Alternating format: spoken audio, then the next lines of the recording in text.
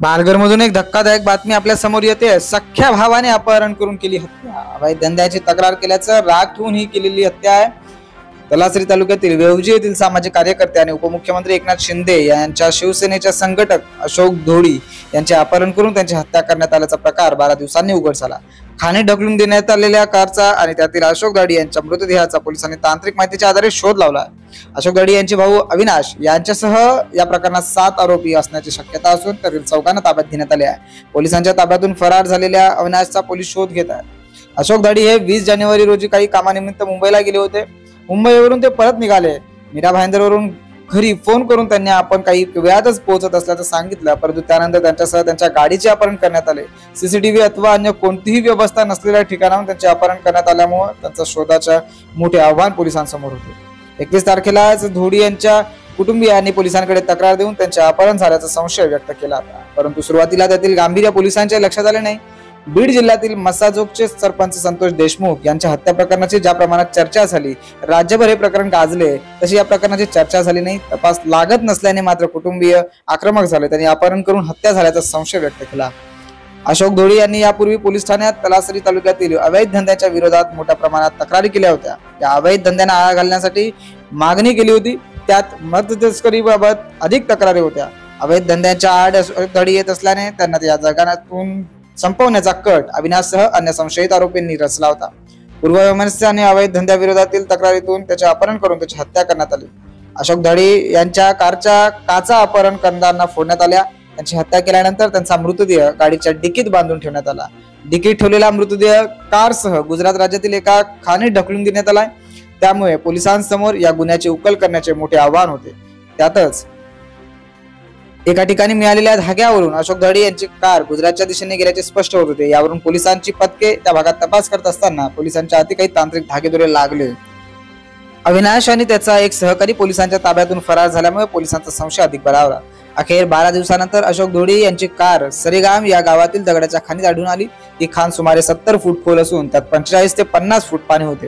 तिचा शोध घेऊन कार बाहेर काढण्यात शुक्रवार संपूर्ण दिवस गेला। त्यानंतर अशोक धोडी यांच्या मुलाला तिथे बोलावून घेण्यात आले।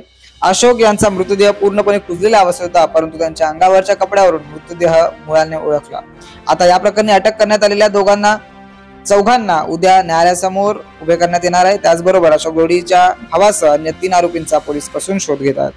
2 भावांमध्ये गेली अनेक वर्षापासून प्रॉपर्टी व व्यावसायिक वाद होते। याआधी आरोपी अविनाश धोडी याने अशोक धोडी यांच्यावर प्राणघातक हल्ला केल्याचा आरोप करण्यात आला होता। आरोपी अविनाश धोडी हा मोठा दारू माफिया असून दमन बनावट दारू महाराष्ट्रात संपूर्ण पालघर जिल्ह्यात त्याचे जाळे असून त्याच्यावर गुजरात राज्यात एकूण 11 गुन्हे दाखल असल्याचे समोर आले आहे। अशोक धोडी यांच्या हत्येत त्याचा सहभाग असल्याचा संशय आहे। तुम्ही पालघर SP बाळासाहेब पाटील तुम्ही आम्हाला खूप सहकार्य केलेले आहे। LCB क्राईम ब्रांच टीम यांनी पण खूप आम्हाला सपोर्ट केलेला आहे।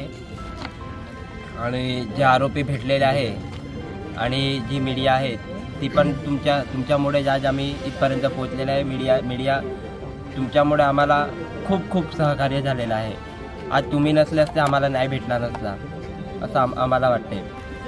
आणि जे बाकीचे आरोपी आहेत पकडलेले आहेत त्यांना जे माझ्या वडिलांचा जसा प्राण घेतलेला आहे तेवढा ते लोकांना टॉर्चर करायला पाहिजे। फॅमिली टॉर्चर त्यांना करा, कारण की हे वडिलांची माझी एवढी वाईट हे घेतले ना, प्राण घेतले, मला एवढं वाईट वाटायला लागले ना। आज मीडियाच्या समोर उभं राहायचं मला होत नाही।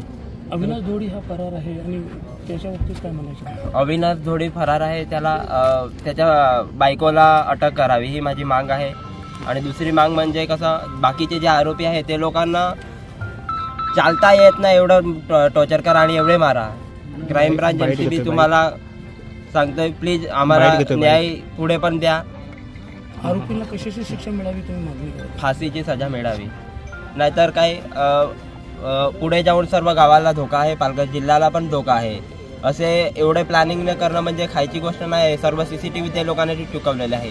ही तर आपली LCB टीम चांगली होती म्हणून हे लोकांनी शोध लावला, नाहीतर शोध एक साधारण माणूस म्हणजे शोध लावून शकला नसता। त्याच्या फॅमिलीचा कोणी मेंबर असला ना, कोणी पण साधारण माणूस असेल, हे तर काय आमचे वडील शिंदे गटाचे संघटक होते म्हणून त्यांचा शोध लागला, नाहीतर त्यांचा शोध लागू शकला नसता। कारण की एक साधारण माणसाचा शोध लागणे म्हणजे खायची गोष्ट नाही आहे। कारण की आम्ही FIR टाकायला गेलेले संशयिक लोकांचे, तेव्हा पण FIR ते संशयिक लोकांची नावेसुद्धा नाही घेतलेली. आणि दुसरी गोष्ट म्हणजे हे सर्व मिळून आलं असतं अगोदर, पण NCR घेतली, नंतर FIR दाखल घेतलेली नव्हती.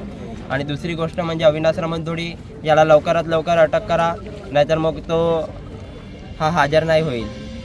त्याच्या बायकोला अटक करा, नाहीतर तो हजर नाही होईल. ठीक आहे.